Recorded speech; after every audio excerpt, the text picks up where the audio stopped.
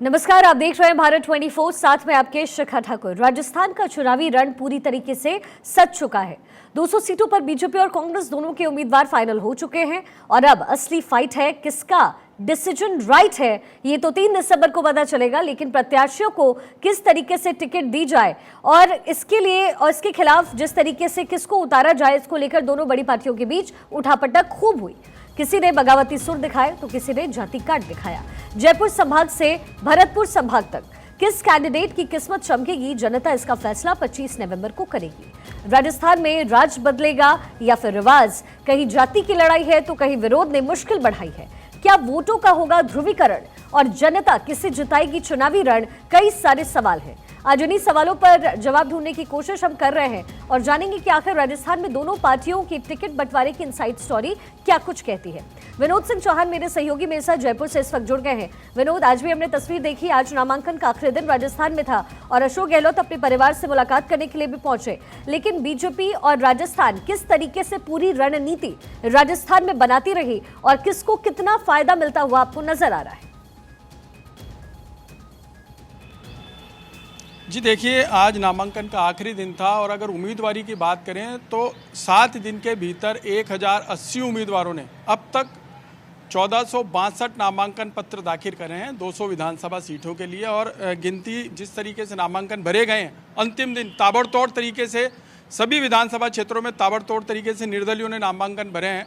तो काउंटिंग का दौर अभी जारी है। लेकिन राजस्थान की राजनीति में एक सबसे बड़ी बात यह है कि 13 विधायक और पूर्व विधायकों ने बागी के रूप में ताल ठोकी है। ये देखने वाली बात होगी कि 13 से 14 सीट जो हैं वो त्रिकोणीय हो गई हैं। जहां टिकट काटे गए हैं वहां बीजेपी भी पशोपेश में है और कांग्रेस भी पशोपेश में है। क्योंकि जिस तरीके से कल कांग्रेस की अंतिम सूची आई, बीजेपी की अंतिम सूची आई, उसके पहले विरोध के स्वर थे। सूची में, अंतिम सूची में जिनका नाम नहीं आया, फिर विरोध के स्वर खड़े हो गए। तो कहीं ना कहीं दोनों पार्टियों के लिए उहापोह की स्थिति तो खत्म हो गई टिकटों को लेके। लेकिन अब देखने वाली बात यह है कि डैमेज कंट्रोल किस तरीके से किया जाए, किस तरीके से पार्टी के विरोधियों को शांत किया जाए।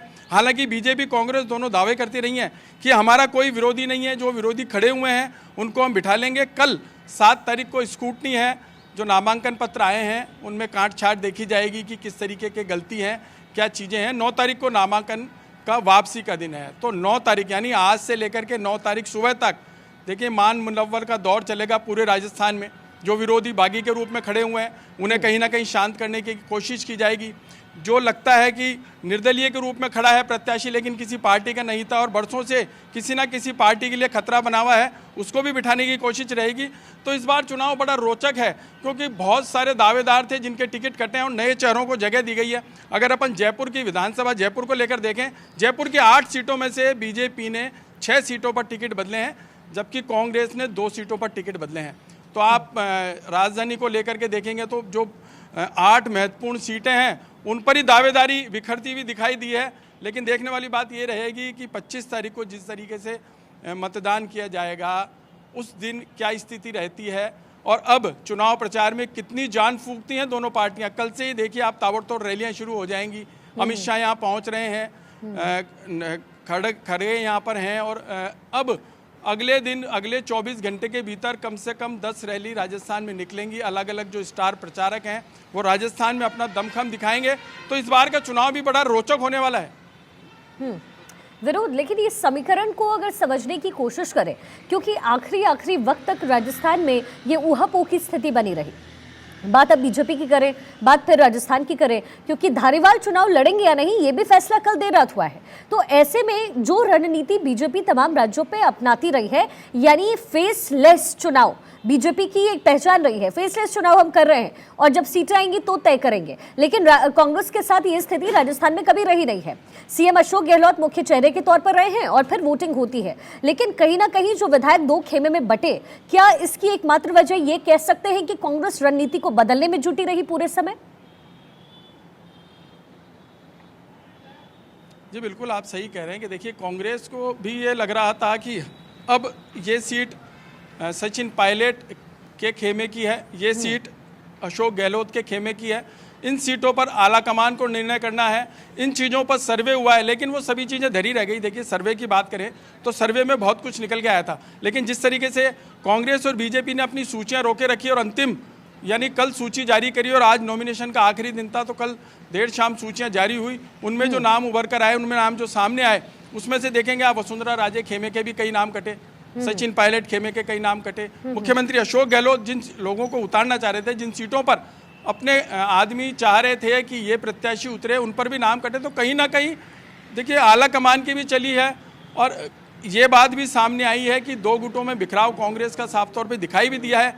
आप बिल्कुल सही कह रहे हैं कि कांग्रेस का चेहरा तो मुख्यमंत्री अशोक गहलोत रहे, लेकिन बीजेपी की आला कमान ने कहा कि भाई फेसलेस चेहरा रहेगा। लेकिन राजस्थान की राजनीति थोड़ी अलग है।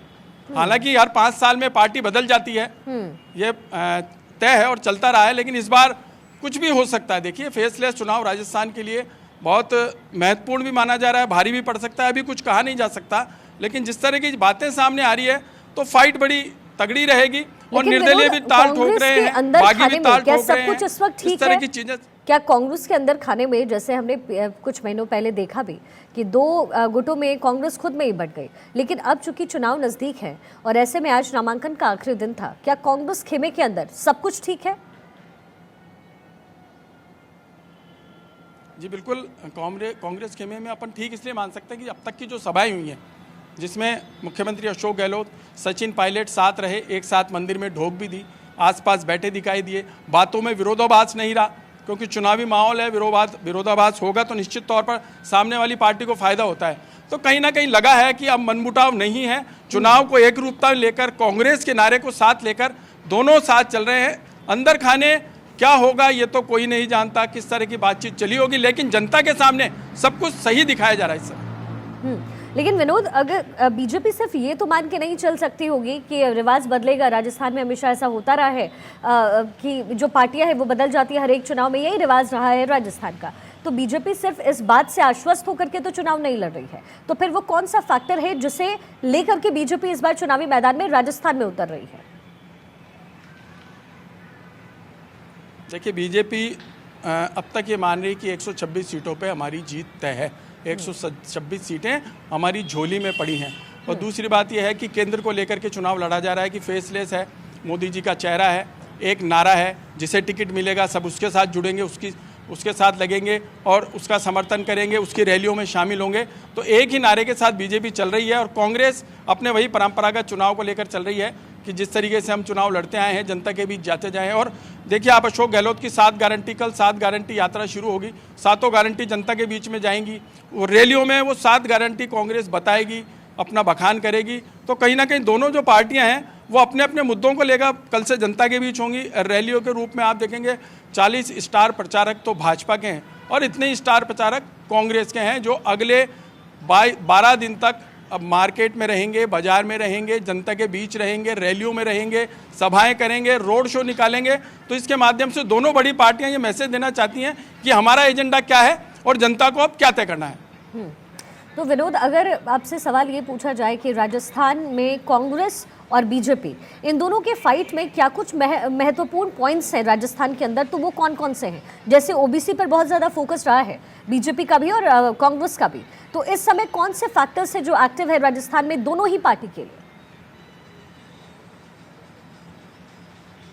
देखिए जातिवाद तो हमेशा हावी रहा है, लेकिन इस बार जैसे बीजेपी ने एक भी मुस्लिम प्रत्याशी नहीं उतारा है और हिंदूवादी चुनाव को लेकर के आगे बढ़ रहे हैं। हालांकि आज बात हुई बीजेपी के कई नेताओं से, उन्होंने कहा कि पार्टी आला कमान ने उसे ही टिकट दिया है जो जीत का हकदार है या जो जीत सकता है, उसमें किसी जातिवाद को हमने बीच में नहीं रखा है। और अल्पसंख्यक टिकट लेने में या चुनाव को जिताने में महत्वपूर्ण भूमिका नहीं निभाते हैं, ये उनका साफ तौर पे कहना था।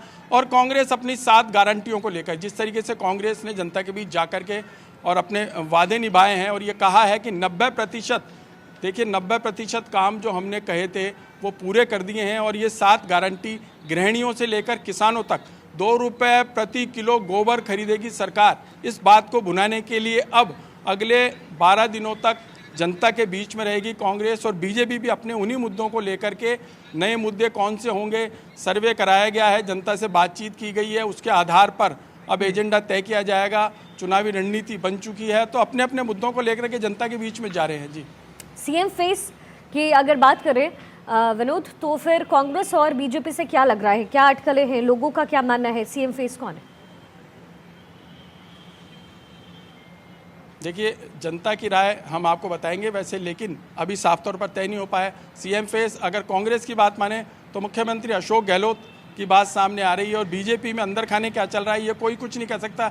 लेकिन आम आदमी अब ये सोच रहा है कि मोदी जी के चेहरे पर चुनाव लड़ा जा रहा है तो आला कमान ही तय करेंगे। जब सरकार बनेगी तो आला कमान किसे कमान देते हैं राजस्थान की, ये देखने वाली बात होगी। लेकिन जनता के बीच में चर्चा काफ़ी है, लेकिन कोई सीएम फेस उभर कर भी सामने नहीं आ सका है।